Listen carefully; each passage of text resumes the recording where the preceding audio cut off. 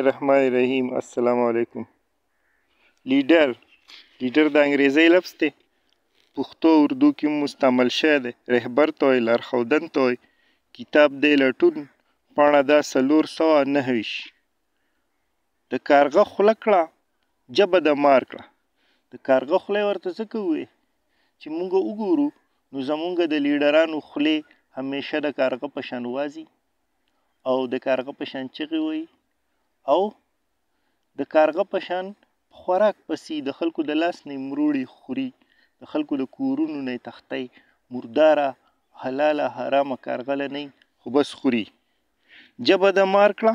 د مار د ژبې 2 سرونه هر وخت بار ته راوځي دننه کېږي او 2 سره د دې زمونږ د معاشرې د لیډرانو د ژبو هم 2 سرونه و یو څوکی بل څه. د چرګې عقل کړه. د چرګې عقل د خوراک پورې محدودي، ججوره ډکول چرګه پیژني او هغې له ډیران او میدان او غولی او برنډه او دا نه خو بس خوراک د هغې عقل له خوراکه پورې کار کوي. زړه د سیار کا. ګیدړ سیار ګیدړ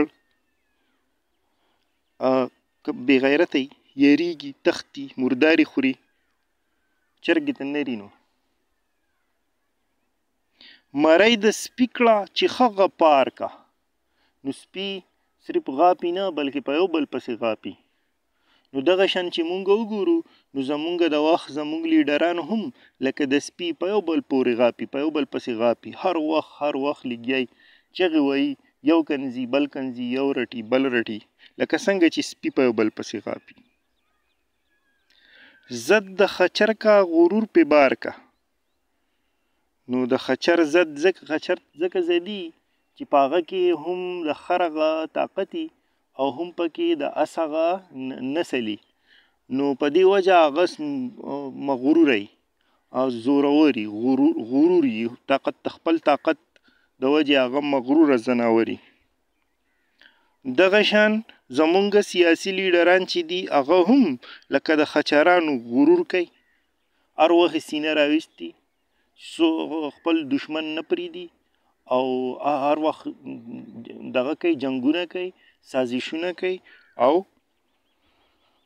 غرور کوي.